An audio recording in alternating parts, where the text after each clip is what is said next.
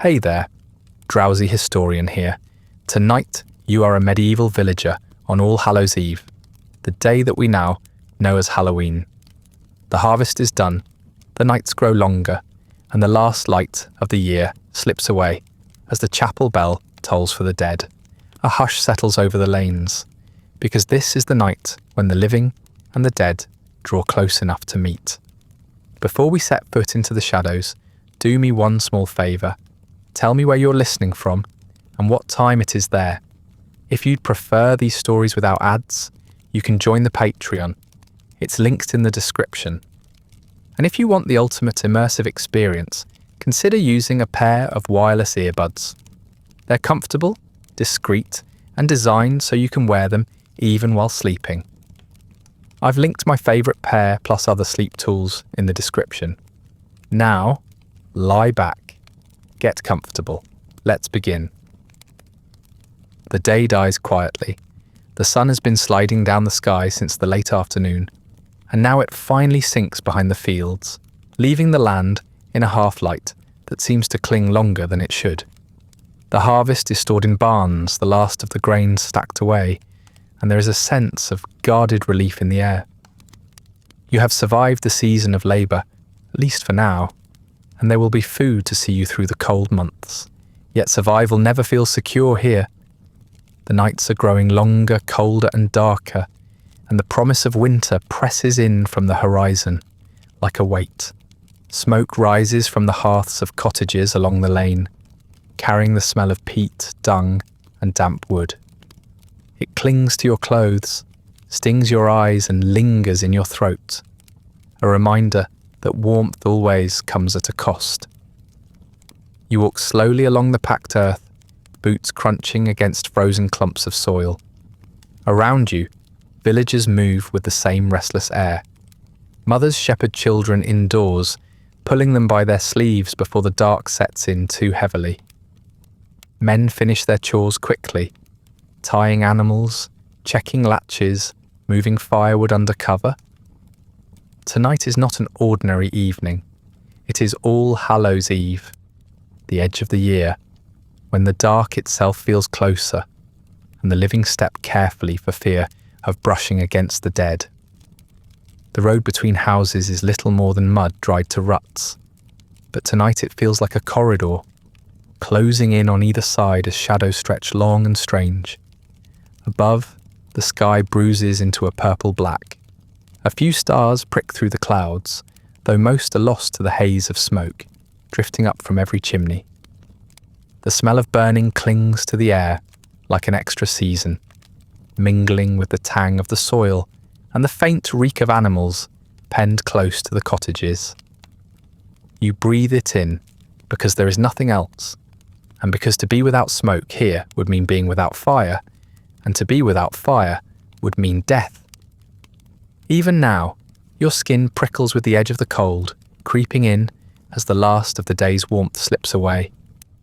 The village itself is no grand place, just a scattering of cottages crouched together along the lane, their thatch roof lines sagging under damp. The walls are timber and wattle daub, patched and smoke-stained. The doors low enough that every man stoops to enter his own home. Beyond them lie the fields, harvested now, and past those the woods, where darkness thickens quickly. Tonight, though, the village feels more crowded than usual. Neighbours stand outside longer than they should, leaning on posts, talking in low voices, glancing toward the church at the far end of the lane. The air has a taste of waiting to it, as if the whole place knows something is approaching, something carried on the lengthening night. There is relief, yes, relief that the fields have not failed this year, that the barns are not empty, that you and your family have endured another season without famine or fever sweeping through. But it is relief mixed with unease. Each year the winter takes someone, and no matter how carefully you ration bread or how tightly you bar your door, there is no guarantee it will not take you. That knowledge seeps in with the cold curling through your thoughts as surely as smoke curls through the rafters. You know it, and so does everyone else, though no one says it aloud. Instead, they cling to ritual, to prayers, to the rhythm of nights like this, when custom and belief hold the dark at bay for a little while longer. A child hurries past with a rushlight clutched in his hand, the flame wavering wildly as he runs. His mother follows, scolding him for dawdling in the dark, pulling him by the wrist until he vanishes into the shadows of their cottage doorway. You watch them go, thinking how thin the line is between safety and danger here. It is only a little fire that keeps out the dark, only a little bread that keeps away hunger, only a little prayer that holds off despair. Everything feels fragile, as if the village itself were stitched together with twine and smoke, and the night waits just beyond to tear through it. The wind rises suddenly, rattling shutters and stirring the dry leaves that skitter along the ground. Somewhere a dog barks, sharp and uneasy, and another takes up the sound in answer. You pause, glancing toward the fields, but see nothing. It is always like this on the edge of the year, the sense that the world you know is fraying a little. But on All Hallows Eve, that feeling deepens, as if the night itself is thinner, as if unseen things are waiting just beyond the hedges. You shake the thought from your mind and keep walking, though your pace quickens without meaning it to. Lanterns begin to glow in cottage windows as the dark settles, their flames small and tremulous behind thin panes of horn or slits of shuttered wood. They do little more than mark the presence of life within, but even that is something. You pass one doorway and catch the smell of bread cooling on a board, flat and dense, meant for the coming day. Another doorway gives off the scent of broth simmering, turnip and onion boiled down into a thin meal that will stretch further than it should. These smells anchor you, remind you that ordinary life continues, that not every breath must be steeped in fear. But still, the air tastes different tonight, carrying an edge of expectation and unease. The lane leads you on, past cottages crouched together like animals seeking warmth, past the worn trough where the last of the day's water has frozen in a thin sheen, past the tangle of carts and tools pushed close to walls to keep them safe from weather or theft. Your eyes are drawn down the way to where the church sits, its dark silhouette stark against the sky. It is not large, just stone and timber, with a roof that leaks in storms and walls patched where frost has bitten at the mortar. Yet it looms tonight, as if the shadows themselves draw strength from it. Your steps slow. Others are moving in the same direction now, figures with cloaks pulled tight, children carried against their parents' shoulders, the shuffle of feet against the earth. There is no laughter in their voices, no cheer, only murmurs low and quick, as if they mean to keep words from spilling too far into the night air. You fall into step with them without speaking, because everyone is headed toward the same thing. It is not choice but custom, not decision but duty. On this night, you do not stay home. As the last of the sun bleeds away, the bell begins to toll. Its sound rolls through the lane, heavy and resonant, carrying over the fields beyond. Each strike seems to weigh the air down further, as though the iron tongue were marking not just the hour, but the boundary between worlds. You draw in a breath, cold and raw, and feel the weight of it settle over you. With the fading light nearly gone, you step forward with the others, following the toll that will lead you into the chapel's shadow. The tolling bell guides your steps, drawing you along the lane until you reach the low stone walls that enclose the churchyard. The building itself is plain, squat against the dark sky, its walls streaked with damp and moss. The narrow windows admit only the faintest glow of the candles within, spilling out in slivers onto the grass where the dead lie buried. You pass through the lich gate, its timber beams leaning with age, and step carefully between graves marked with wooden crosses and leaning stones. Many names are already fading, letters softened by rain and frost. You do not linger on them long, because the sound of the bell seems to hurry you forward, as if even the dead are listening. The chapel door groans on its hinges as you push it open. At once the air changes. Outside it was sharp with cold, carrying the damp of the fields, but inside it is close and thick. The smoke of candles mingles with incense, curling in the rafters until it settles into the stone. It is not warmth you feel, but heaviness, a pressing of breath and sense that clings to your skin. Candles line the altar, their wax dripping down onto iron stands, pooling and hardening in lumps from years of prayers. Their flames flicker and gutter in the draughts that creep through cracks in the walls, so that light seems to pulse across the faces of those already gathered. You step onto the worn flagstones, your boots echoing more loudly than you intend. Heads turn briefly, eyes glancing in the half-light, before slipping back toward the front. The chapel is nearly full. Villagers packed shoulder to shoulder on wooden benches, cloaks pulled tight around them. Some cradle children who drowse against their arms. Others bow their heads in silence, lips moving faintly in private prayer. At the front, the priest lifts his voice, speaking of salvation, of sin, of the souls of the departed who must be remembered tonight. His words echo against the walls, filling the space with a weight that feels older than any one voice. The smell of incense sharpens, bitter and sweet all at once. You breathe it in until it coats the back of your throat.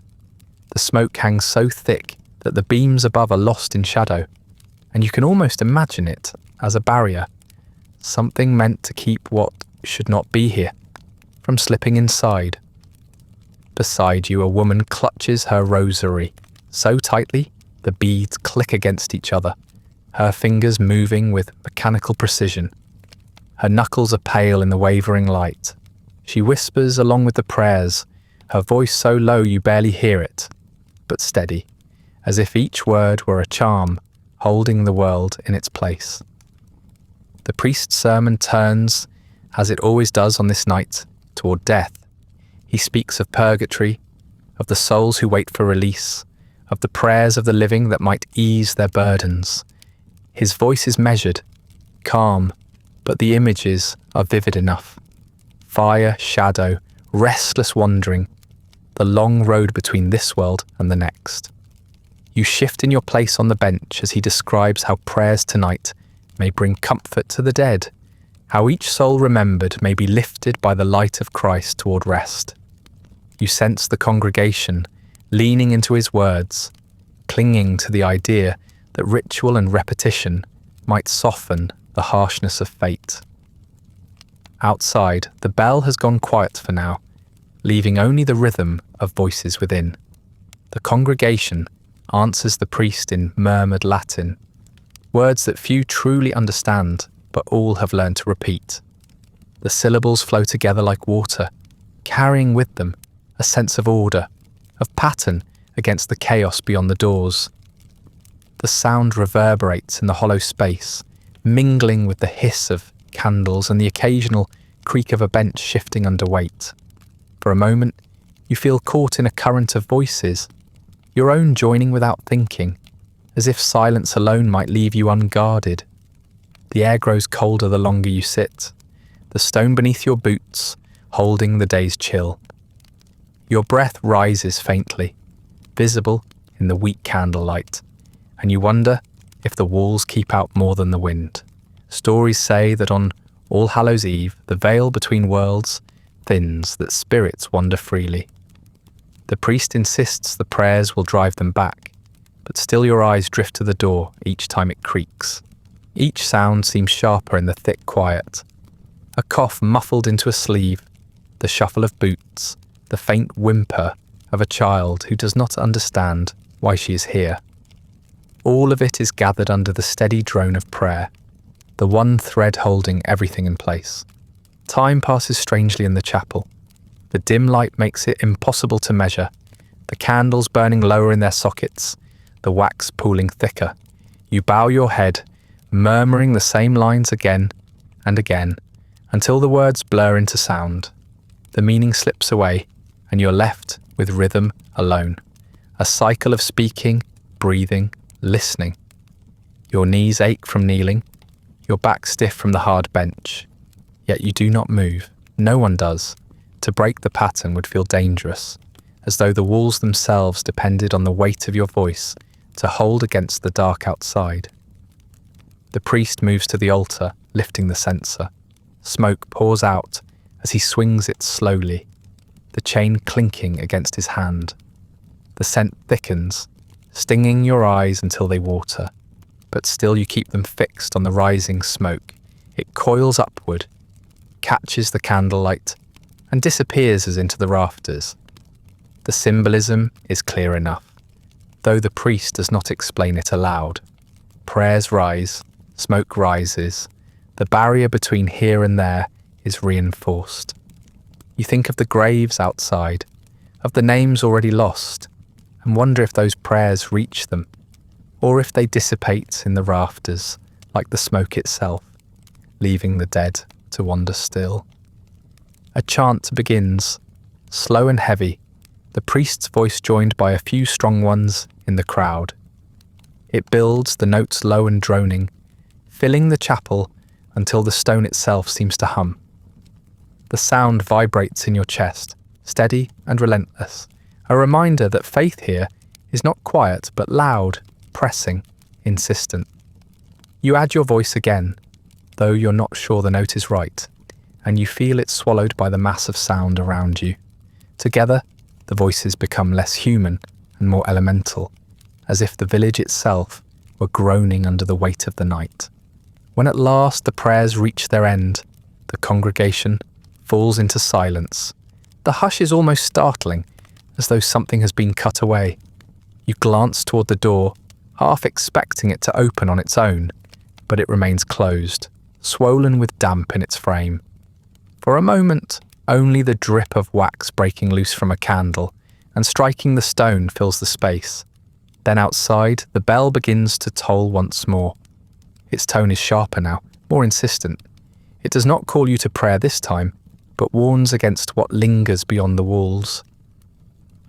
The priest raises his hand, making the sign of the cross as the iron voice of the bell carries through the chapel. Each strike seems to drive outward, as if the sound itself were a weapon, pushing back at the dark, the unseen, the spirit said to wander tonight. The congregation begins to stir, gathering cloaks, lifting children into arms, shuffling toward the door. The bell continues, its rhythm steady, its weight falling across the village. You rise with the rest, joints stiff, lungs thick with incense, and follow them toward the doorway. The night air greets you harshly as you leave the chapel, damp and cold after the thick smoke of incense. The bell continues to toll above, its iron tongue beating a steady rhythm into the sky, but already the sound is being swallowed by a different noise. The shuffle and murmur of children gathering in the lane. They stand in little clusters, their faces lit by flickering rushlights, shadows jumping across their cheeks and cloaks. Some are barefoot, their toes red against the frozen earth. Others clutch lanterns of horn that glow dimly like dull embers in the mist. They wait as though rehearsing courage, shoving one another, muttering prayers, before beginning their rounds. The first knock comes quickly. A small hand raps on a cottage door, then another joins it, until a cluster of children calls out together. Their voices are low, almost solemn, reciting scraps of prayer they've learned by heart.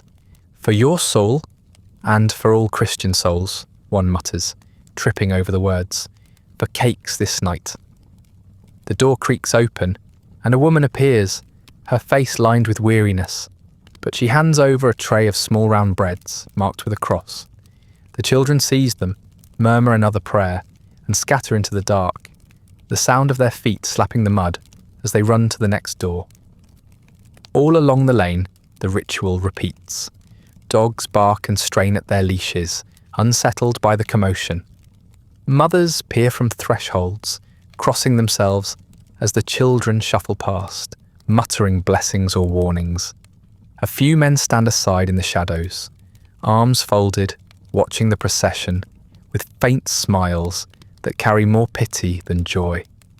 Souling is not a celebration so much as a duty, a way of binding the living to the dead, of making sure no one forgets what is owed to souls in purgatory. The cakes are charity in flour and spice, but also insurance, bread given in exchange for whispered prayers, crumbs traded for peace in the afterlife. The cakes themselves are nothing fine.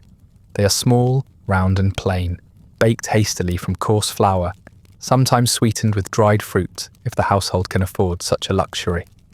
Most are dense and hard by the time they are handed out, and you imagine they taste of little more than smoke from the oven. Yet in the hands of a child, held up like a prize, they seem almost sacred. Each cake is marked with a cross, cut shallow into the dough before baking, as if the symbol itself adds weight to the gift. To refuse one would feel dangerous, as though denying the cake might deny the soul it is meant to ease. You watch as a group of children crowd before another door. Their lanterns swing wildly, casting jerking shadows across the wall. They chant the words together this time, their voices overlapping and uneven, but loud enough to be heard inside. The door opens just enough to pass out the cakes and quickly closes again, as if the family inside is eager to keep the night out. The children laugh softly, though their laughter fades quickly into shivering silence as the cold bites harder. One of them takes a bite of his cake immediately, chewing through the tough crust, while the others pocket theirs for later, the prayers they promised already fading from their minds. The poor join in too, not only children.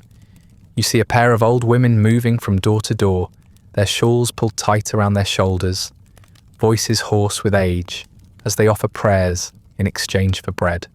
Their steps are slow, their hands trembling as they accept each cake, yet they do not linger. Souling is not begging, at least not openly. It is cloaked in the form of prayer, a service offered as much as a need expressed. The villagers give because they must, because to turn away the poor on All Hallows Eve would feel like turning away the dead themselves. Still, some give reluctantly, slipping only a single cake into a hand before shutting the door, muttering about how flour must last the winter. The procession spreads across the village, moving in fits and starts. Sometimes you hear only the thin voices of children chanting at a doorway.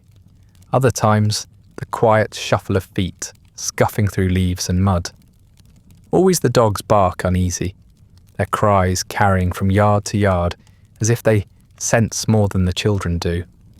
At one point you see a group cluster outside the alehouse, knocking until a man finally staggers out with a tray of bread. He sways, scolds them for their impatience, then thrusts the tray forward with a snort.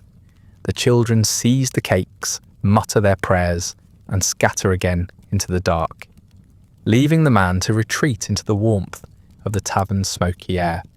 You find yourself caught up in the rhythm of it, the knocking, the chanting, the quick exchange of bread for prayer.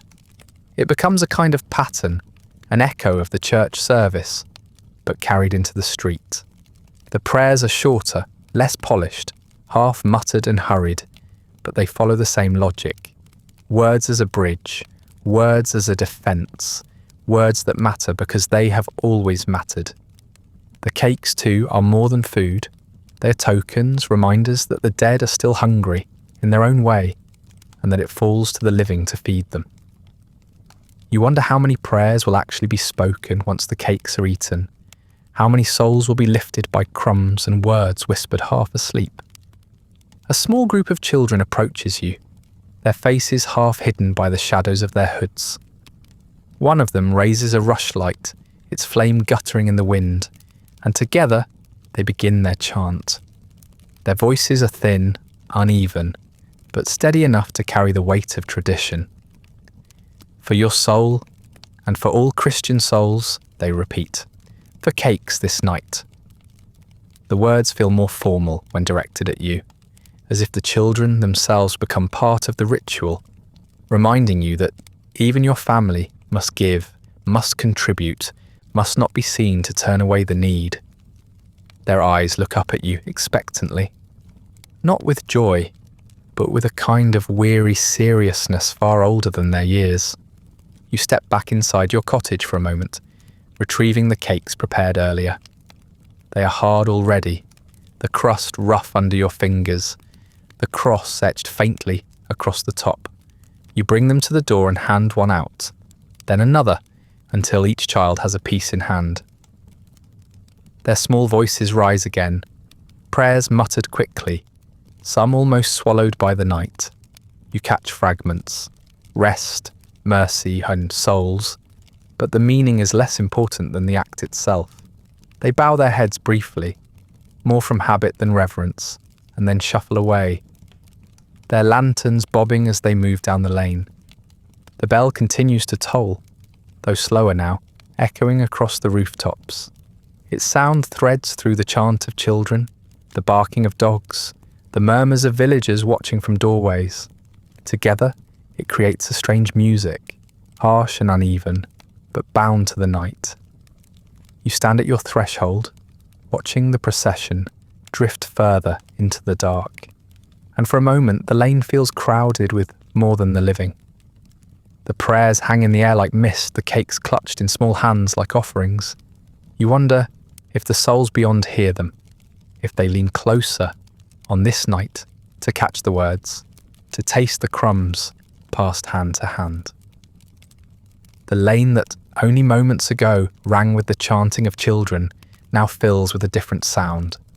Laughter, coarse singing, the thump of boots against packed earth. You stand at your doorway, watching as men and women begin to appear from shadowed corners, their faces hidden beneath crude disguises. Some wear rough masks, carved quickly from wood or stitched from scraps of cloth. Others smear soot across their cheeks until their features vanish into darkness, eyes glinting out from hollow smudges. A few go further, twisting their clothing into grotesque shapes, stuffing straw under tunics to hunch their backs, fastening bits of fur or feathers to their shoulders. They are not convincing monsters, not really, but in the half-light of All Hallows Eve, the effort is enough. What matters is not beauty or accuracy, but the disquiet that comes from not knowing exactly who stands before you. The disguises serve a purpose. At least, that is how the stories tell it. Spirits wander on this night, curious, hungry, perhaps vengeful, and masks are meant to confuse them. If the dead should pass through the half village and meet a familiar face, they might linger, might follow, might seek to claim what once was theirs. Better, then, to meet them in a guise, to hide yourself in soot or sackcloth, so that the dead pass by in confusion. That is what people say, though the smirks you see on some of the men suggest another reason too. A mask not only hides you from spirits, it hides you from neighbours. Mischief is easier when no one can say your name aloud. The singing grows louder, spreading through the lane in uneven bursts. One group shouts the start of a song, and another stumbles in late with the reply, their voices more drunk than tuneful.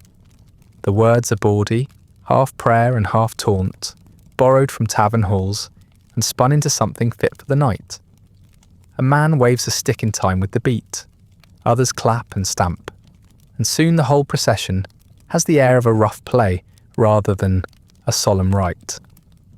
Children linger at thresholds to watch, some giggling, others pressing close to their mother's skirts in unease.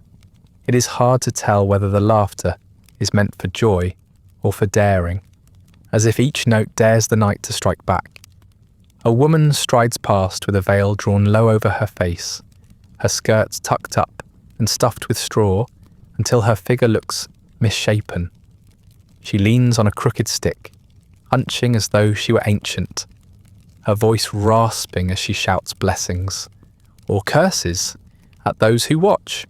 The crowd howls in response, some crossing themselves, others jeering, but no one dares call her name. A mask grants license.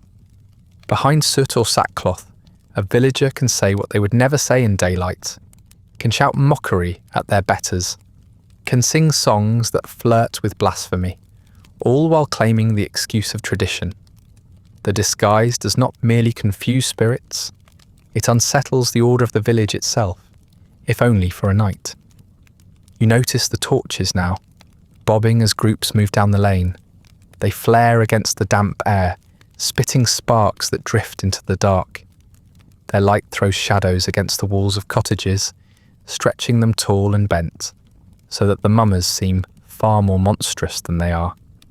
A man in a mask shaped like a crude animal muzzle waves his arms and howls, his shadow leaping like a wolf against the thatch. Another shakes bells tied to his ankles, their jangle sharp above the noise of song. The torches illuminate faces briefly, faces you might know by day, but the disguises and firelight twist them until recognition slips away. Some join in willingly, eager for release from the strict lines of daily life. Others watch warily, crossing themselves when the singing grows too wild. There is always the chance, whispered in stories, that spirits slip among the mummers, blending in behind soot-darkened faces. A neighbour you think you see in the torchlight may not be who you believe, or perhaps it is only a trick of fire, the way shadows make a man's form longer, stranger, sharper than it should be. Either way, the unease is real, and it hangs behind the laughter like a second voice. A group of men lurches into the lane, carrying a makeshift hobby horse. Its frame is little more than a pole, with a rough cloth stretched across it. The head a skull of some animal, painted with red pigment to mimic flesh. One man crouches beneath the cloth, making the figure rear and snap, while the others cheer him on. Children squeal and scatter, half afraid and half delighted, their rushlights bobbing wildly as they flee. The horse clatters its teeth, wooden pegs struck together, and lunges toward a cottage door until the woman inside slams it shut. The men roar with laughter, the horse jerking backward before they march off again, singing louder, stomping their boots as if to shake the earth itself. You linger near your threshold, watching as the procession thickens. More villagers have joined now, their voices blending into a chorus that echoes off the stone of the church and the timber of the cottages. It is rowdy, untidy, but there is a rhythm to it, a pattern that feels older than the village itself. Masks, noise, fire, tools to drive away what cannot be seen, tools to make certain the dead keep their distance. And yet, beneath the noise, you sense another layer, mischief, license, the thrill of stepping briefly outside the roles that confine every other night of the year. Behind a mask, a ploughman can mock his lord, a maid can shout like a crone, a child can strut like a demon. By morning they will return to their places, but for now the world tilts sideways. The air grows hotter where the torches pass, their smoke mingling with the smell of sweat and ale. Someone has tapped a keg and passed mugs through the crowd, and soon the songs slur into one another. Verses forgotten, replaced by laughter and shouts. The noise carries beyond the lane, spilling into the fields where it is swallowed by darkness. Dogs bark again, straining at their chains, their voices sharp against the deeper hum of the crowd.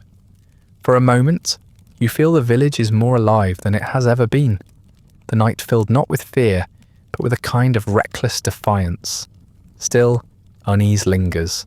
The masks are crude but unsettling, the torch is bright but unsteady, the laughter loud but edged with something brittle.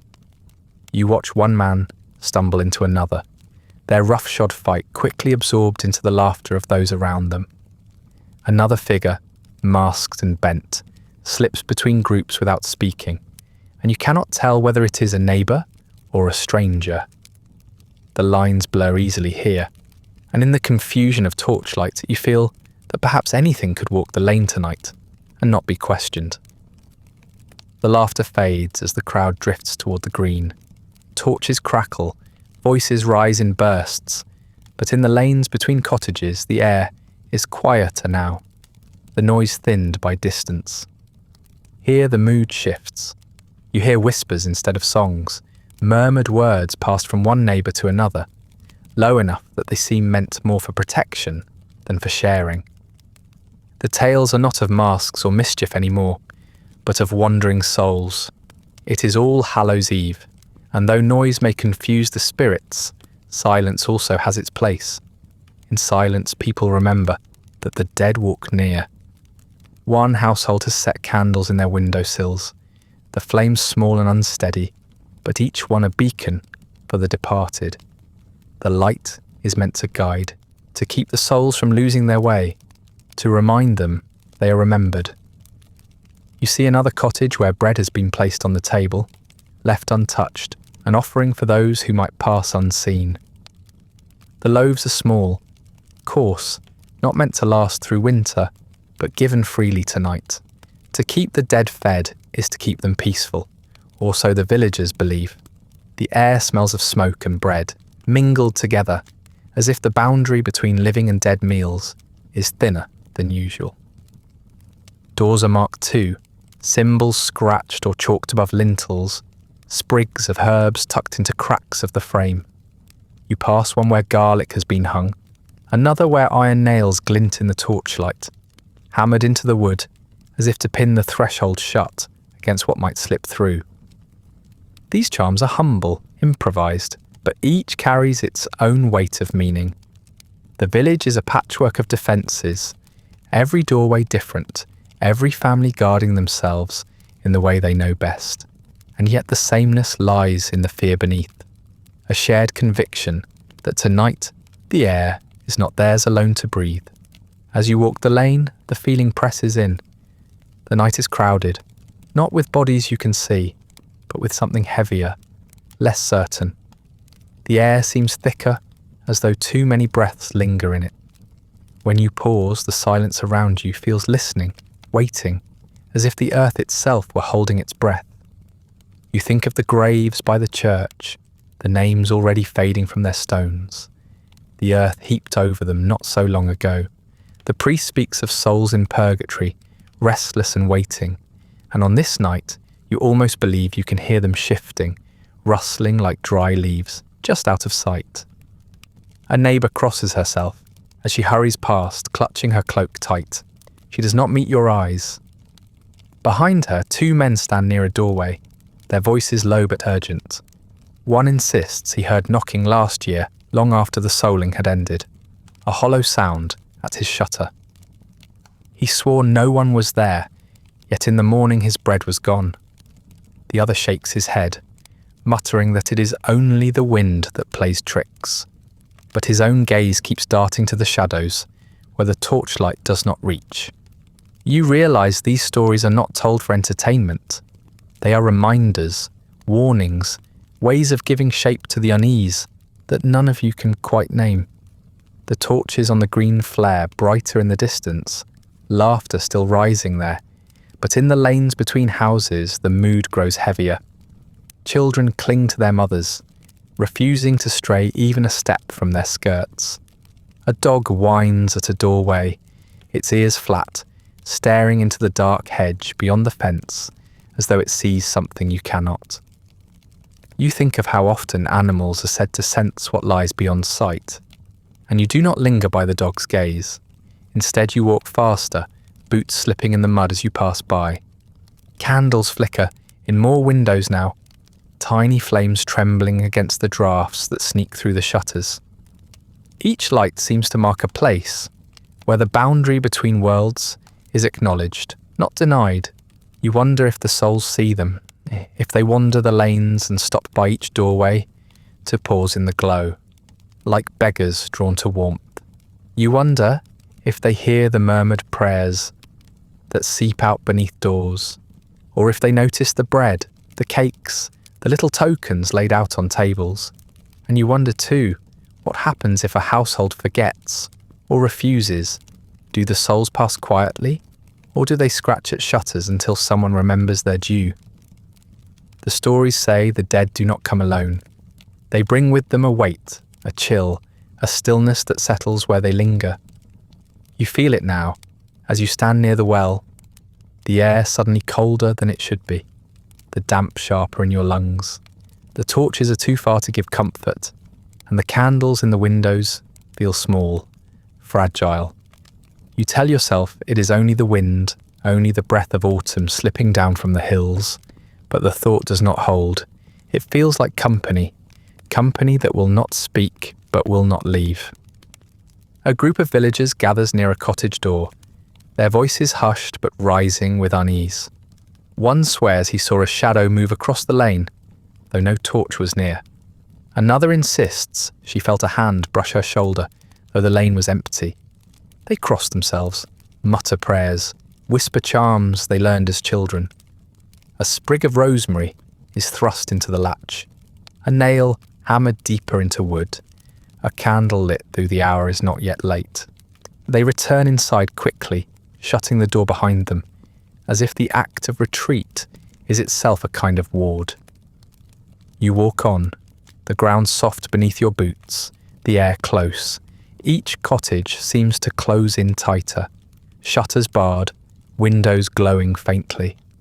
The spaces between houses stretch wider in your mind, shadows gathering there until they seem like places of their own. A torch flares briefly in the distance, throwing a line of light across the lane, and you glimpse shapes moving at its edge, too far to see clearly, too quick to follow. Your heart beats harder, though you keep walking, telling yourself the light plays tricks. The lane narrows near your own cottage, and here the silence deepens. Even the dogs are quiet now, their earlier barking silenced, as if by some unseen command. You hear only the scrape of your own boots, the sound of your breath, then the air shifts. A draft moves through the street, sudden and sharp, rattling the shutters, lifting the edge of your cloak. Someone behind you gasps, their voice tight with fear. Another swears under his breath, pointing toward the gap between two houses. You turn in time to see it too, or think you do. A figure moving quickly, more shadow than form, slipping between walls as if the space were made for it. Its outline blurs, face lost entirely in the dark. Someone mutters that it had no features at all, no mouth, no eyes, only blankness. The words hang in the air like frost. You cannot be sure what you saw or if you saw anything at all, but the fear it leaves behind is solid enough. You do not linger. With hurried steps you make for your cottage, your hand clumsy on the latch as you push the door open. Inside, the familiar smell of smoke and bread greets you, the warmth of the hearth reaching out to your chilled skin. You close the door firmly, sliding the bolt into place, pressing it shut as though that will be enough. The draft still lingers in your cloak, and the image of the faceless figure clings at the edge of your mind. You move to the hearth, stirring the embers until flames leap up again, and sit close, letting the fire's crackle drown out the silence that presses from outside. The door is barred and the fire coaxed back to life, but the unease clings to you like damp wool. You sit close to the hearth, the warmth a comfort, the smoke a nuisance, rising in erratic curls that sting your eyes. The flames crackle and snap, chewing through the logs in slow bursts of light. For a while, you think the night will pass in silence, but soon there comes a knock at the door. Not the hollow rapping that makes the heart quicken, but a steady, deliberate sound, the knock of someone living. When you open it, familiar faces wait in the gloom. Neighbours, seeking company, stepping out from their own shuttered homes to escape the solitude of the long night. They file in with quiet greetings, shaking off the cold, stamping mud from their boots. Cloaks are hung over chairs, hoods pushed back, hands rubbed together for warmth. Soon the cottage is filled with the dull buzz of voices and the shifting of bodies settling in.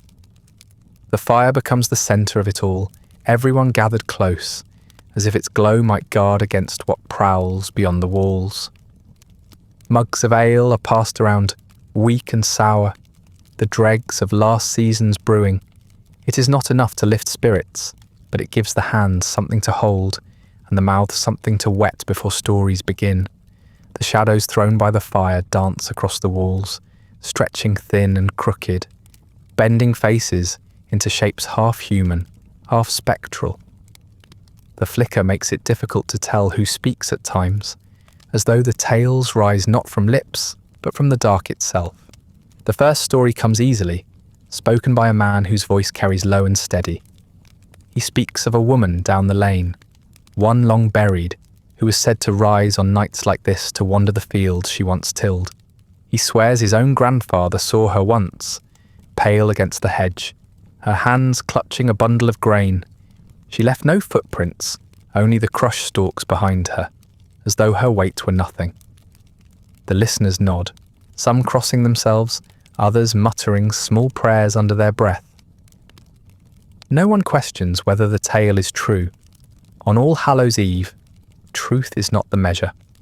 Memory is. Another voice takes up the rhythm, a woman this time, with sharp eyes that catch the firelight. She tells of omens that mark the unlucky, candles that burn blue, chickens that crow at midnight, bread that will not rise no matter how long it rests. Each sign, she says, is a warning of death close at hand.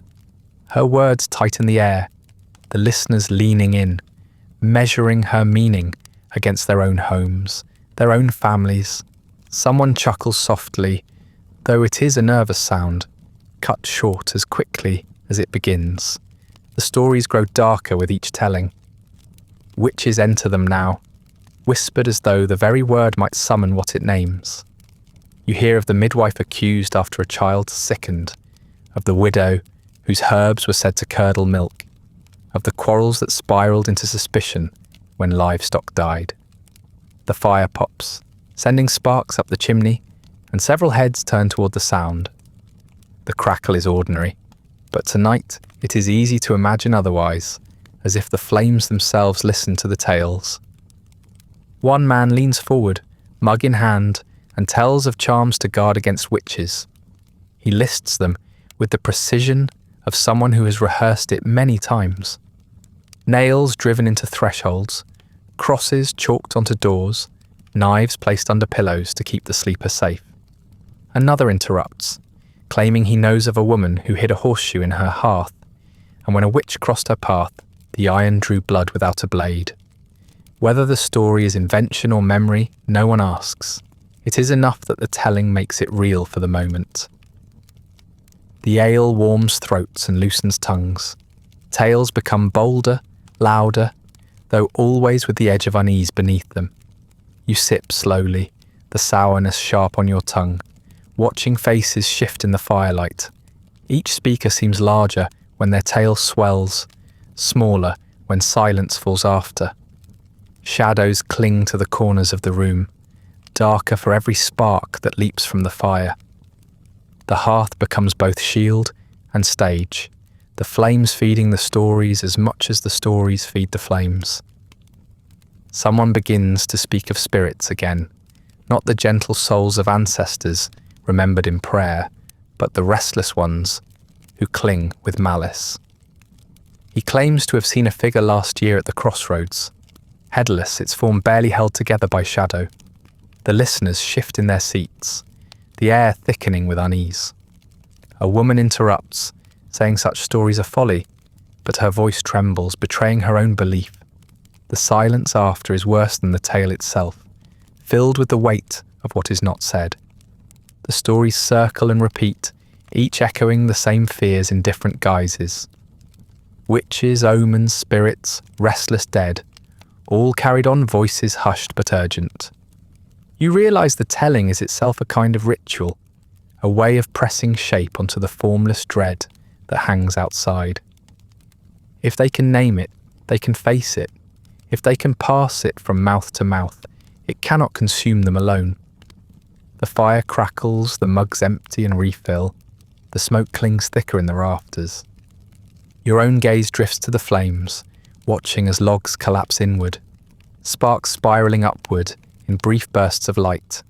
The sound grows hypnotic, a steady rhythm beneath the shifting voices. Sometimes it almost feels like the fire itself is speaking, adding its own whispers to the conversation.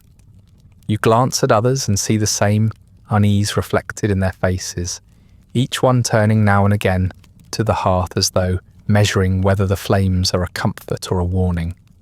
The hour lengthens, the ale runs lower. The stories grow darker still, no longer softened by humour or by the claim of a friend's memory. Now they sound like confessions, as if the villagers themselves have seen more than they care to admit. A man swears he once woke to find a woman standing over his bed, her eyes empty, her breath cold on his face, only to vanish when he reached for her arm. Another recalls a dream of fire that left him blistered when he woke. The line between memory and nightmare blurs and no one tries to mark it. The room itself seems to shrink, the walls pulling in close with the weight of so many voices. The air grows hotter with breath, heavier with smoke, the ceiling lost in shadow. Even the crackle of the fire sounds changed, less like wood burning, more like something whispering just beyond the edge of hearing. You find yourself listening harder, wondering whether the sound is inside or outside, whether it belongs to the fire or to something that leans close to it. One by one, the neighbours begin to rise. Cloaks are pulled from pegs, hoods drawn up again, mugs set aside half empty. There is no loud farewell, no cheer, only murmured words of thanks, quickly spoken, as if staying too long might draw notice. They slip out into the dark, each one vanishing into the lane until the room empties. The fire crackles still, shadows twisting against the walls, but the company is gone. The room is quieter now, though the fire still murmurs faintly, its light crawling across the walls. The ale mugs sit abandoned, the bench warm where others had pressed against it, the air still heavy with their breath. With the voices gone, you're left alone in the shifting glow, and your thoughts wander. The stories told tonight had no clear line between sacred and profane. One moment, the priest's prayers filled the chapel with solemnity. The next, villagers wrapped themselves in soot and straw to trick the wandering dead. It strikes you that there is no tidy division height here. Christian rites and older habits coexist, stitched into a single fabric of meaning, worn but still holding.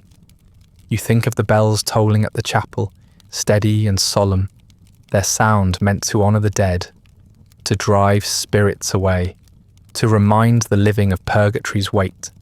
Yet outside, the same sound drifted into chants, into laughter, into mumming that claimed to confuse spirits by noise rather than by holiness. The same bell that sanctified prayer also accompanied masques and rowdy verse. One did not replace the other. They existed together, as if the sound itself could be bent to different ends, depending on the ear that heard it.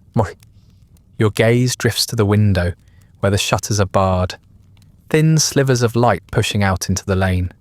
Candles burn inside cottages, across the village, guiding souls, warding shadows. The priest calls them symbols of Christ's light, yet others mutter that they keep restless spirits from scratching at the shutters. Bread rests on tables, not just as supper, but as offering, crumbs left for the invisible. A cake handed to a child becomes both charity and currency, prayers traded for food in a quiet exchange between this life and the next. It feels less like one world has conquered another, more like both have learned to share the same bench, elbows touching uncomfortably in the dark. The church insists on purgatory, on the cleansing fire of waiting, soothed only by prayers and alms. Yet villagers still speak of crossroads, of spirits trapped where they died, of witches bending misfortune to their will. The priest scolds such talk, but even he swings the censer heavy on this night, letting smoke rise until the rafters vanish, as though the incense were itself a charm as much as a ritual. Everyone bargains in their own way. For some, it is with the saints, for others, with charms nailed above the door, and for many, with both at once. You poke the fire with the iron poker, watching sparks drift upward. They flare, glow briefly, and vanish, just like the prayers whispered tonight. Perhaps they rise to heaven. Perhaps they die in smoke against the rafters. Either way, the act of sending them matters. A prayer said is better than one forgotten. A candle lit, safer than leaving a window bare. Belief here is not an argument to be won, but a hedge against uncertainty. Each family builds their own fence of prayer charm and superstition, hoping the gaps are small enough to hold against what presses at the edge. Your mind turns to the children who chanted outside your door earlier.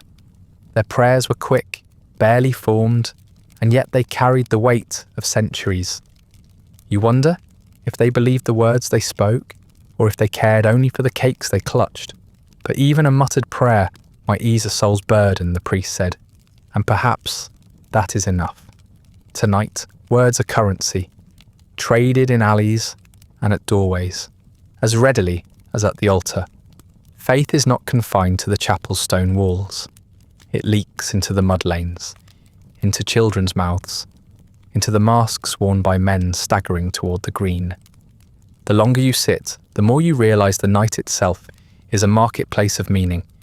Every act is a bargain, every custom an exchange, a candle offered for light, a cake for prayer, a mask for safety, a story for reassurance.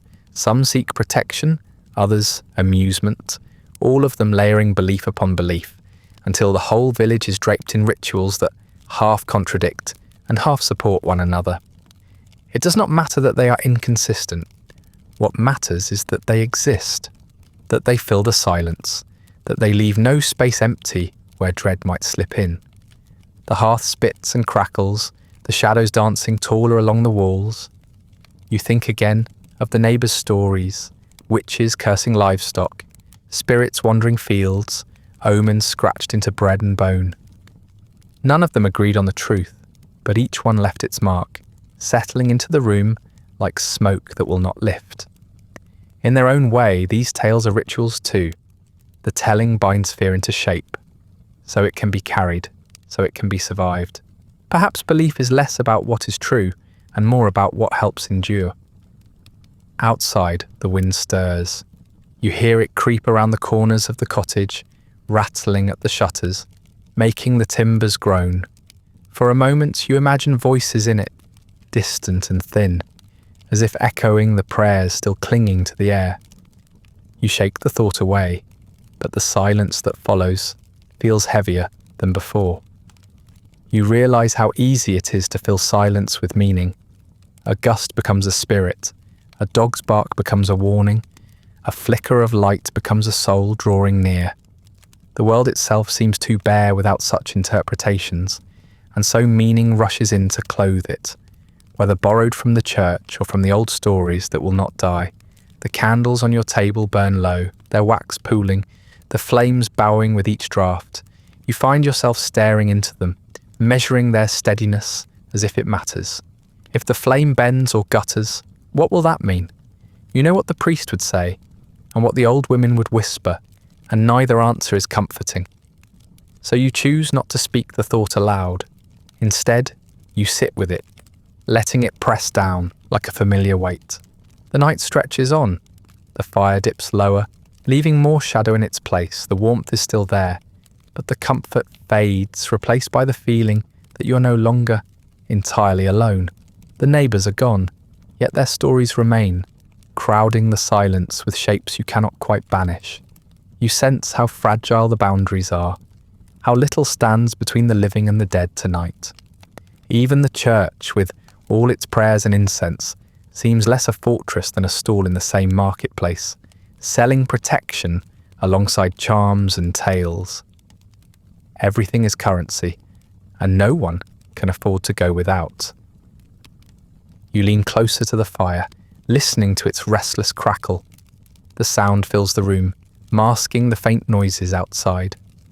For a time you let your thoughts drift with it, half lulled, half troubled, and then just as the silence settles most heavily, there comes a knock at the door. It is not loud, not frantic, but steady. The kind of knock that expects an answer. You stiffen, staring toward the wood, breath held. The firelight wavers as if listening too. When at last you rise and lift the latch, the door creaks open to reveal more figures in the night. Their faces are half hidden in shadow, their cloaks drawn tight against the cold, their voices raspy from the damp air. Once again, the words tumble out, familiar, practiced, the same request as before. They are soulless waiting with lanterns dim, their hands stretched toward you for prayer or for cake. The solars leave with their lanterns bobbing, voices fading into the lane, and for a time the night quiets again. You return to the hearth, but the stories told earlier and the prayers exchanged outside still linger in the air, clinging like smoke. The logs in the fire burn low, sending only faint warmth against your knees. You stare into the embers until their glow blurs into shapes of its own. A knock might come again, you think, or a shout from the green or the return of your neighbours. But instead, the silence stretches longer, deeper, as if the night itself is taking a long breath before midnight settles. The rowdy mummers who had filled the lanes earlier grow distant, their shouts and songs muffled by the dark. Now their noise reaches you only in snatches carried on the wind, fragments of a verse, the bark of sudden laughter, the jangle of a bell. Even that fades until only the tolling of the church bell punctuates the air. Its rhythm is slower now, heavier, as if the clapper strikes not just iron, but the night itself, marking each hour with deliberate weight. Between the bell's tolls, you hear the sound of the wind threading through the cottages, creeping under eaves, rattling against shutters like a restless hand. The dogs who earlier barked and strained at chains fall silent. Their absence is more unsettling than their noise. You notice it slowly, first with relief, then with unease. Silence is not their habit. Barking was their answer to the world's disturbances. If they are quiet now, it is not because they no longer sense what prowls, but because whatever prowls has pressed too close. The hush spreads from yard to yard, until the entire village seems caught in the same stillness. You shift on the bench, listening harder, though the only sound that answers is the faint hiss of wind against the chimney. The hours crawl, each one brings with it a deeper chill. The warmth of the fire no longer seems to reach your skin. Instead, the cold clings in your breath, creeping into your joints, pressing down on your shoulders like a weight. The smoke from the hearth spirals thicker, filling the rafters until it veils the ceiling beams. You find yourself holding your breath for longer than you should, as though unwilling to disturb the air, as though silence is the only shield left. Beyond the door, you imagine the whole village hushed in the same way, each family crouched near their hearth, each waiting for the night to decide whether it will pass gently or not. You hear movement now and again, but never close. A shutter creaks far off, then slams as though against a sudden draught. A door bangs shut at the far end of the lane. The noises are scattered, their origins hidden, and you cannot tell if they belong to the living or the wandering dead. Every sound becomes suspect. You turn each one over in your mind, seeking patterns that will not come. The longer you listen, the more you realize that midnight draws the village inward, away from noise, away from certainty, until only questions remain. At last the bell tolls again, its sound heavier than before, its echo carrying across the fields. The hour has come when the priest warns the veil is thinnest, when purgatory is closest, when souls wander most freely. You sit with the sound pressing into your chest, each strike a reminder that you are awake, that you must endure the hours still ahead. Some say this is the time when dreams and waking blur, when visions creep through cracks in the mind. You blink, steady yourself, refusing to let sleep blur the edges of the world. Tonight's sleep feels less like rest and more like surrender. Your candle gutters low, the wax pooling until it threatens to drown the flame. You replace it with another, striking a spark and coaxing it to life, though the flame seems reluctant. The light it casts is weak, stretching only a short distance into the room. Beyond it, shadow reigns. You find yourself staring at the edges, where light fails, half expecting to see the blank face your neighbour swore he glimpsed earlier. Yet nothing appears, only the shifting dark, patient and heavy. You murmur a short prayer, not loud, not polished, but steady enough to anchor you against the unease. The silence presses in, thicker now. that the mummers' voices are gone. The bell has fallen quiet. The dogs do not stir, and even the wind seems to have stilled. Only the faint crackle of your hearth breaks the stillness. You sit in the dim light, the flame guttering low, the cottage walls close about you. For a moment, you try to take comfort in the hush, to tell yourself it is peace, not omen. But each sound the fire makes twists into something else, each pop like a footstep, each sigh of smoke like a whisper. You draw your cloak tighter, heart quickening, and glance at the door where the latch sits firm. The night feels heavier with each breath, the silence shifting until you can no longer tell if it guards you or presses against you. You murmur a prayer under your breath, half remembered, clumsy, but steady. It is not enough to ease the weight. The thought creeps in that charms, prayers and wards may be your only defence. And so you sit there uneasy, knowing superstition is not a game but a shield, and tonight every household leans hard upon it. Restless, you sit in the glow of the hearth, your cloak pulled close, the silence pressing heavier with each passing moment. The fire cracks again, the sound sharp enough to make you start, and you tell yourself it is only timber giving way. Yet the thought creeps in that not all noises are so easily explained. You recall the charms nailed above your own door, iron hammered into wood, meant to bind the threshold against what might seek entry. You think of the sprigs of herbs tucked into cracks by your neighbour, rosemary and rowan, their fragrance already faded, but their presence still taken as proof of safety. You remember whispered prayers spoken over bread before eating, muttered blessings over water drawn at dusk, and the warnings passed down from those who swore they had once seen shadows move of their own accord. Each practice is a thread, and together they weave a net of meaning meant to hold against the dark. Tonight you wonder how strong that net really is. The stories told earlier have not left you. They return in fragments, sharper now than when spoken in company. Witches who curdle milk with a glance, spirits that slip into houses through cracks in the shutters, figures standing by the bed at night, watching with empty faces. Each tale was softened by the warmth of the group, by the mugs of ale and the reassurance of laughter. Alone the laughter is gone, and the words harden. You look at the latch on the door and feel a shiver, as if the stories themselves have seeped into the timber, making it groan under their weight. Every creak of the beams above your head feels like footsteps, every shift in the rafters like breath. You shift on the bench and murmur a prayer under your breath, half-remembered lines that spill unevenly, but steady enough to feel like protection. The priest would say the words must be spoken properly. Yet tonight you are certain any words are better than silence. Silence leaves room for what prowls. You cross yourself, mutter another verse, and breathe a little easier for a moment.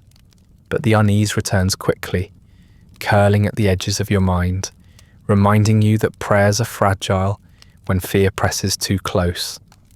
Your eyes drift toward the shutter. The candlelight makes it glow faintly, but you cannot help imagining a face leaning against it on the other side, peering through the slats, waiting. You remember the garlic hung at a neighbour's door, the way children scuffed crosses into the dirt before their thresholds, and you wish you'd done the same. The poker rests beside the hearth, its iron handle warm from the fire, and you reach for it, not because you expect to use it, but because the weight steadies your hand. It is foolish, you know. Iron will not hold against what you fear. Yet better to grasp something solid than to sit empty-handed, waiting for the unseen to slip closer. You think of the bed in the corner, straw waiting under thin wool, but the thought of lying in it unsettles you. Sleep feels dangerous. An opening the night might slip through, and so you resist. It is All Hallows Eve after all, and you never know what lurks on this night. Better to sit at the hearth, watching the flame, trusting that wakefulness itself is a kind of guard. The minutes stretch, each one longer than the last. The candle gutters, bending low as the wax melts unevenly, its light stretching shadows into grotesque shapes across the walls. You find yourself staring at them too long, as if they might change when you're not looking. You blink, shake your head, and mutter another charm under your breath. It is one you learned as a child, words whose meaning you never questioned. You speak them now, voice low and unsteady, and they sound strange in the empty room, less like protection and more like bargaining. The hearth shifts again, a log collapsing inward, sparks spitting briefly before fading. You lean closer to feed the flames, coaxing them higher with another stick of wood. But the smoke billows thickly, curling toward the rafters until the air grows close. You cough, eyes watering, but do not stop. You would rather choke on smoke than sit in the dark with nothing between you and the silence. Fire is a shield, as much as iron or prayer, and you keep it alive even as the wood dwindles. The hours blur together. At times you think you hear voices outside, low and indistinct, rising and falling like a conversation carried on the wind. You strain to catch the words, but they slip away each time, leaving you more uneasy for the effort. At other times you hear nothing at all, only the thud of your own heartbeat in your chest, so loud you fear it might give you away. Each noise becomes both proof of company and proof of threat, and you cannot tell which is worse. You remember again the priest's sermon, souls in purgatory, eased by prayers, kept from wandering by candles and cakes. Yet you think too of the older tales, the ones the priest would dismiss, souls trapped at crossroads, spirits wandering fields they once tilled, witches turning the season's edge into opportunity. Which is true? Perhaps both, perhaps neither. Tonight, all that matters is the sense that the night presses in with purpose, that the walls of your cottage are not as solid as you believed. The boundaries between faith and superstition do not matter when fear insists they are one. Your eyelids grow heavy, but you resist. Sleep feels perilous, as though it would leave you unguarded. You shift your cloak tighter, stir the fire again, murmur more prayers. Still the weight presses on your chest, the silence wrapping around you tighter with each breath. You wonder if every house in the village feels the same, each family clinging to their own defences, each waiting for the hours to crawl past. If so, then perhaps it is not only you awake, but the whole village holding vigil together, each in their own way, stitched into a fabric of fear and faith that covers everything. At last, exhaustion seeps in despite your efforts. Your prayers falter, your eyes blur, your body slumps heavier against the bench. The fire still flickers, the candle still burns, but they blur at the edges, merging with the shadows. Your mind drifts, caught between waking and sleep, unsure which holds the greater danger. You surrender only slowly, each blink longer than the last, each breath heavier. And then faintly, cutting through the silence, you hear the cockerel crow. Its cries thin, stretched by distance, but it carries with it a promise. Dawn is creeping closer, though the sky's still dark. You let the sound anchor you as you drift into uneasy rest. Your body slumped in the cloak, your hands still near the poker by the hearth. The night presses close around your cottage walls, heavy and watchful, but beyond it something stirs, the slow, inevitable approach of morning. Grey dawn filters through your shutters, thin and uncertain, seeping into the room like water through cracks in stone. The light is white, more ash than flame, but after a night of heavy darkness, it feels startling, almost intrusive. You stir from your uneasy rest, cloak still wrapped around your shoulders, your body stiff from having slumped against the bench all night. The fire has collapsed to embers, a low red glow rather than a shield, its warmth barely reaching you now. The candle has burned itself to a stub, its wax pooled and hardened across the table. You push yourself upright, joints aching, and listen to the silence shift. It is no longer the silence of threat, but of aftermath. the pause before the village begins to stir again. The cottage is filled with traces of the night. The ashes in the hearth tell of logs fed in desperation against encroaching dark. The scent of smoke clings to your cloak, your hair, the very timbers of the walls, as though the fire itself left its mark on everything it guarded. On the table rests a plate, its crumbs all that remain of the cakes given to children, prayers promised in return. You notice how small the portion looks now, how insubstantial the offering seems against the weight of the hours endured. Still, each crumb is proof of a custom fulfilled, of a bargain made and completed before dawn could intervene. You rise slowly and move to the shutter. Prying it open, you let in the thin light of morning. The lane beyond looks different now, its corners softened by mist, its hard lines dulled by the frost that has settled overnight. Cottages huddle close, their thatch roofs whitened, their chimneys still exhaling smoke as families stir inside. The torches carried by mummers lie discarded near the green, blackened staves damp from dew. Masks and scraps of disguise have been tossed aside, left in heaps, like shed skins. The soot smears still clinging to doorposts where faces press too close. The evidence of night remains, though the mood that birthed it is already fading. Here and there you see figures moving. A woman sweeps her threshold, brushing away mud tracked in by children, and the ashes of her own hearth scattered outside for luck. A man pours water over his doorstep, a small act to cleanse away what the night carried. Children dart about, sleepy but eager, gnawing at their cakes, crumbs spilling from their hands as they play. Their voices, high and bright, sound strangely fragile against the lingering hush. It is as though everyone knows instinctively not to speak too loudly yet, not to shatter what remains of the night's hold. You step into the lane, the cold biting through your cloak, and breathe in the morning air. It is damp and raw, but sharper than the heavy closeness of the night. The world smells different, of wet earth, cooling smoke, and bread already baking in some households.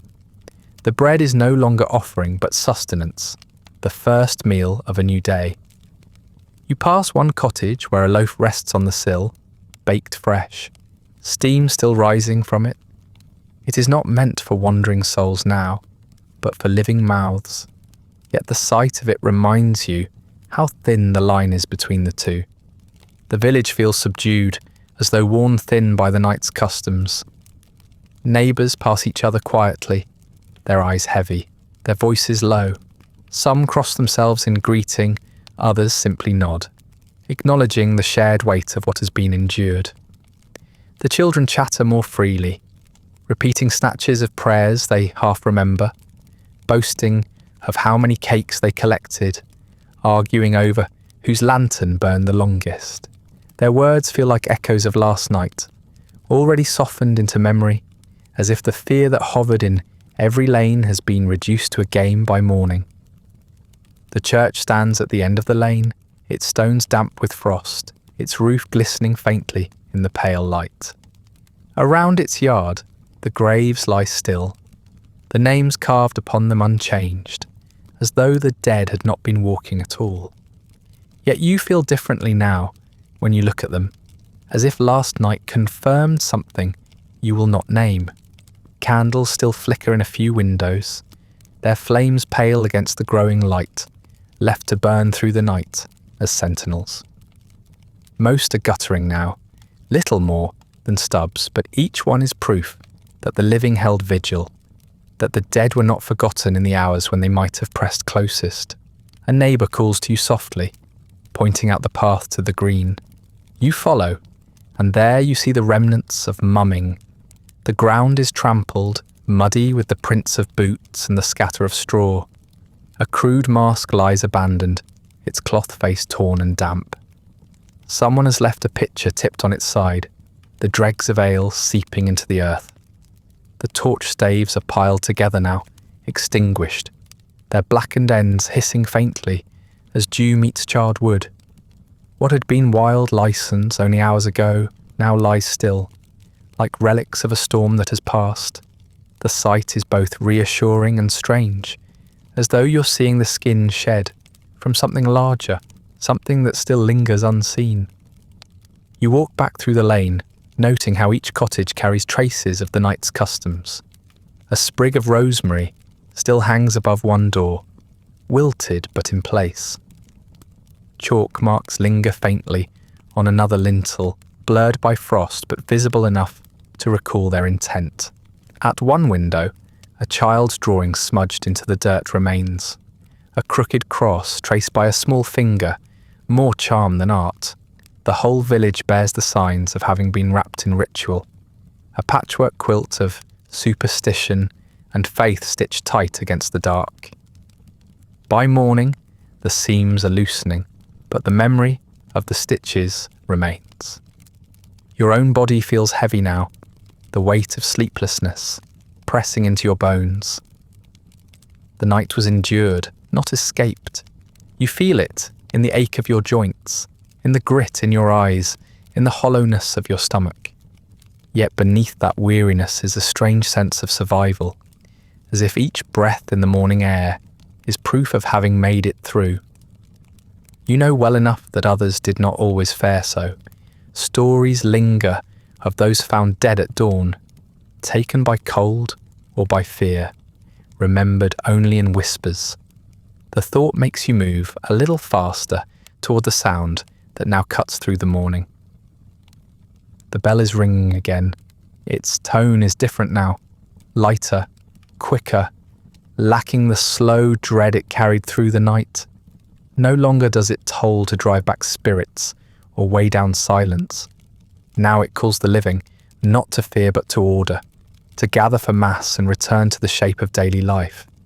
The sound rolls through the village, across the cottages, over the green, pulling each household back into its orbit. Life resumes. The fields wait, the bread must be baked, and the market opens again. Yet the air still carries the weight of the night. You feel it in the weariness of your body, in the faint smell of smoke that clings to your cloak, in the silence that has not quite lifted from the cottages. It lingers like a shadow, even as dawn stretches across the village, as if the memory of prayers, masks, and whispered fears has left an imprint too deep to be brushed aside. Ashes lie in every hearth, candles are reduced to stubs, and crumbs of cake scatter across tables. These small remnants speak more clearly than words of what was endured. They are evidence that the night was met, that the rituals were followed, that each family did what they could to protect themselves and their dead. Outside, discarded masks damp with dew rest in the mud, their once menacing smears of soot reduced to pitiful streaks. Torches carried in defiance lie splintered near the green, their blackened ends already softening in the mist. Daylight strips them of power, but their memory remains sharp enough. Neighbours step into the lanes, voices muted, eyes heavy with fatigue. They greet one another with nods, with murmured words, but the true greeting is unspoken. You endured as I did. The children chatter more freely, their games mimicking the mummer's noise or the prayers they half remember, their laughter bright but fragile, as if even play carries the echo of last night's dread. Adults let them, though some mutter warnings not to mock what ought not to be mocked. Still, the children's energy feels like a release, as though they're shaking off what the adults will carry longer. At the market, trade begins as usual. Turnips bartered, bread exchanged, salted fish laid out. But beneath the rhythm of buying and selling lies a quieter current. Someone mentions a shutter that rattled when no wind stirred. Another claims a candle would not stay lit. A woman insists she heard knocking long after the solars were gone. These stories are told softly, folded into the ordinary business of the day, but they persist like threads woven through the fabric of life that no amount of daylight can fully unravel. You walk through the lane and see what is left behind. A sprig of rosemary hangs limp above one door. Chalk marks linger faintly on another, blurred by frost but still visible. In a child scrawl across the dirt, you notice a crooked cross traced before bed, its lines smeared but not erased. Each of these small gestures is both fragile and stubborn, proof that faith and fear remain intertwined. That last night was not simply ritual for its own sake, but a real hedge against the unseen. In daylight they may look like trifles, yet you know what they meant when the silence pressed hardest. The sun climbs higher, though weakly, and the frost begins to melt from the thatch. Work resumes. Animals led to pasture, wood split for kindling, tools carried back to the fields. But the pace is slower, heavy with the fatigue of those who sat wakeful too long. You feel the same ache in your limbs, the grit in your eyes, the hollowness in your stomach. You linger a moment longer in the lane, watching the villagers file past, their steps steady but subdued. The disguises are gone, the offerings consumed, the candles burned down, but the memory remains, folded into the year as it turns once more. You feel it in your chest, the weight of prayers whispered in fear, the glimpse of soot-darkened faces in the firelight, the silence that seemed almost alive. You know it will fade with the sun, softened into story, until the night comes round again. You step forward, carrying the knowledge that All Hallows Eve is not a night of joy, but of survival, of belief and of fear shared with neighbours and the dead alike. And that brings us to the end of our long walk through All Hallows Eve in the Middle Ages, a night of prayers, masks, and uneasy silence when the living and the dead seemed uncomfortably close. Feel free to like, subscribe, or leave a comment with another forgotten corner of history you'd like explored next. If you'd like early access to more of these quiet descents into forgotten history, ad-free audio of the episodes, or just want to support the show, there's a link to the Patreon in the description. If you're listening on a podcast app, a rating or review helps more people find their way to these stories. And special thanks to the supporters who make this show possible, including our chroniclers, Andrew S. and Rich Davis. Sleep well.